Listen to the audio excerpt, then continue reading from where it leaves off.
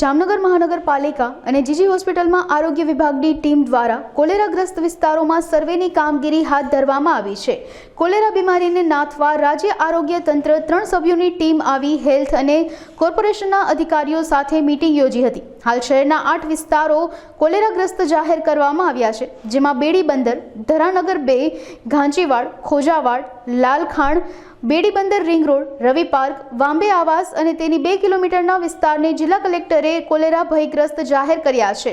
છેલ્લા 1 મહિનામાં 24 શંકાસ્પદ કેસ નોંધાયા, જેમાં 2 બાળકો સહિત 6 કેસ પોઝિટિવ આવ્યા છે, જેને લઈને શહેરીજનોએ આરોગ્ય વિભાગની ટીમ દ્વારા શું કરવું શું ન કરવું માહિતી આપવામાં આવી રહી છે। હું ડૉક્ટર મનીષ મહેતા, જામનગરની ગુરુ ગોવિંદસિંહ હોસ્પિટલના મેડિસિન વિભાગના વડા અને પ્રાધ્યાપક તરીકે ફરજ બજાવું છું અને આજ રોજ તબીબી અધિક્ષકની કચેરી વતી કોલેરા વિશે જે હાલમાં જામનગરમાં કેસીસ છે તે બાબતે મારું એક બ્રીફ મંતવ્ય આપું છું। ગયા મહિને 14 તારીખે પહેલો કેસ કોલેરાનો જામનગરમાં છે એ ડાયગ્નોસ થયો અને ત્યારબાદ ગુજરાતના 6-7 અલગ અલગ ડિસ્ટ્રિક્ટમાં હાલમાં કોલેરાના કેસીસ સ્ટાર્ટ થયા છે અને જામનગરમાં પણ અત્યાર સુધી એવા જામનગર કોર્પોરેશનના 6 કેસીસ નોંધાણા છે।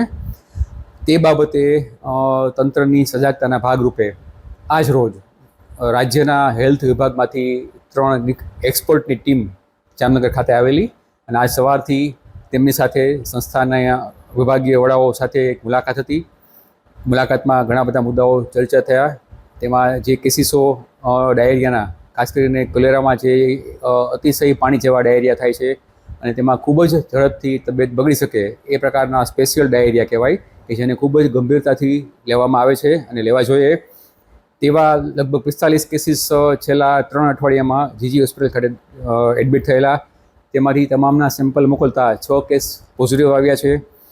એમાંથી 4 એડલ્ટ અને 2 બાળકો, બધાને રજા મળી ગઈ છે। કોઈ કેસમાં કોઈ ગંભીરતા ધારણ કરી નથી, પરંતુ આ કેસીસ જે મેં કહ્યું એ પ્રમાણે ખૂબ જ ઝડપી બગાડ થઈ શકે તેમ હોવાથી અને તે પાણીજન્ય બીમારી હોવાથી અને બરફની આઇટમ છે, દૂધની આઇટમ છે, ગોલા ગુલ્ફી છે અને માખીનો ઉપદ્રવ હોય એવા એરિયામાં આ કોલેરા ઝડપથી પ્રસરતો હોવાથી અને ખાસ કરીને જે સેવેજ એટલે કે ગંદુ પાણી જ્યાં પીવાના પાણી સાથે મિક્સ થાય તેવા કેસીસમાં આ બીમારી થતી હોવાથી એવા એરિયા કે જ્યાં પાણીની શુદ્ધતા ન હોય અને બોરનું પાણી પીવાતું હોય કે જેની હાઇજીન છે એ શંકાસ્પદ હોય એવા કેસમાં પાણીને ક્લોરિનેટ થયેલું હોય અથવા પાણી ઉકાળેલું હોય એવું સ્વચ્છ અને હાઇજીન પાણી પીવું જોઈએ એવી મારી અપીલ છે।